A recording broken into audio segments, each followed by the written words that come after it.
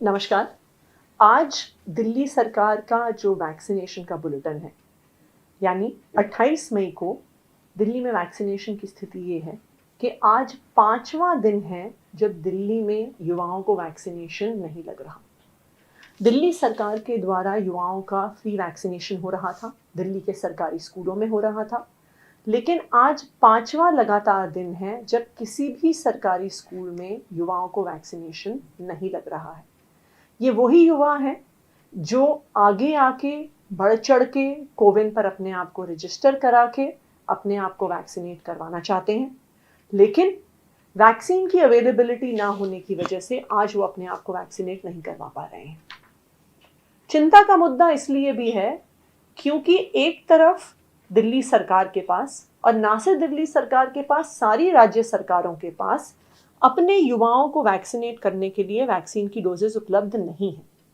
और दूसरी ओर प्राइवेट अस्पताल जो महंगे महंगे दामों पे वैक्सीन की डोजेस लगा रहे हैं, जो 900 से 1350 रुपए वैक्सीन लगवाने के ले रहे हैं, उनके पास वैक्सीन की कोई भी कमी नहीं है।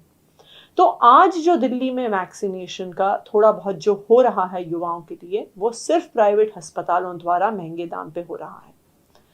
अगर एक वैक्सीन की डोज 900 से 1350 रुपए की लगती है, इसका मतलब है कि किसी भी परिवार को अपने आप को पूरी तरह से वैक्सीनेट कराने के लिए 10 से 15 हजार रुपए तक का खर्चा करना पड़ेगा। आखिरकार दिल्ली में कितने ऐसे परिवार हैं जो 15 हजार रुपए सिर्फ अपनी परिवार की वैक्सीनेशन पे लगा सकते हैं? ये एक बहुत बड़ा सवाल है जिसका केंद्र सरकार को जवाब देना होगा कि आखिर ऐसा क्यों है कि प्राइवेट अस्पतालों में महंगे दामों पर लगाने के लिए वैक्सीन की कमी नहीं है, लेकिन राज्य सरकारों के पास मुफ्त में वैक्सीन लगवाने के लिए वैक्सीन आज उपलब्ध नहीं है।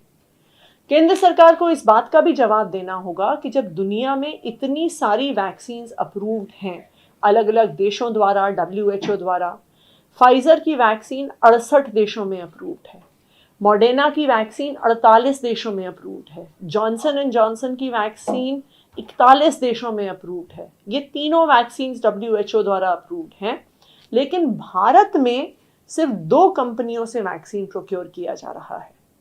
तो क्या ऐसी महामारी में केंद्र सरकार इन वैक्सीन कंपनियों से मिलकर और प्राइवेट अस्पतालों से मिलकर घोटाला कर रही है?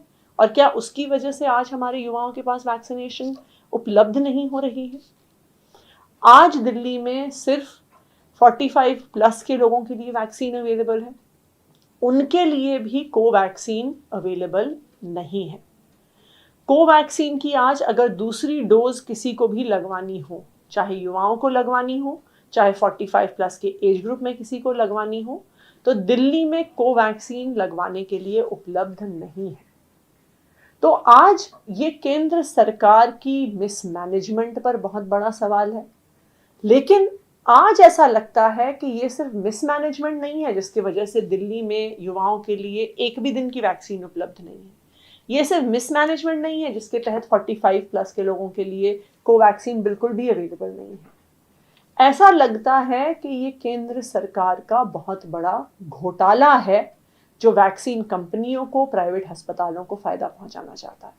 और अगर हम दिल्ली में देखने जाएं तो इस वैक्सीन की कमी की वजह से कल यानी 27 तारीख को दिल्ली में सिर्फ और सिर्फ 39,020 लोग वैक्सीनेट हो सके। दिल्ली जो अपनी पीक पर 1.5 लाख लोगों को वैक्सीनेट कर रही थी, वही दिल्ली जिसने ना सिर्फ दिल्ली पर पूरे दिल्ली, NCR, नोएडा, गाजियाबाद, गुड़गांव से भी युवाओं को वैक्सीनेट किया, वो दिल्ली जिसने 45 से ज़्यादा की उम्र में 42% लोगों को वैक्सीनेट कर दिया, आज यहीं पर एक दिन में 40,000 लोग भी वैक्सीनेट नहीं हो पा रहे हैं क्योंकि दिल्ली के पास वैक्सीन की सप्लाई अवेलेबल नहीं है।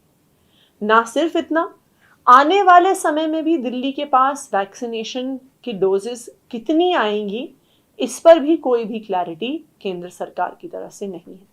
तो हमारी एक बार फिर केंद्र सरकार से अपील है कि वैक्सीनेशन ही एकमात्र तरीका है जिसके माध्यम से इस कोरोना महामारी से बचा जा सकता है।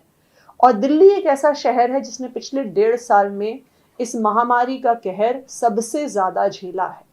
इसलिए हमारी केंद्र सरकार से अपील है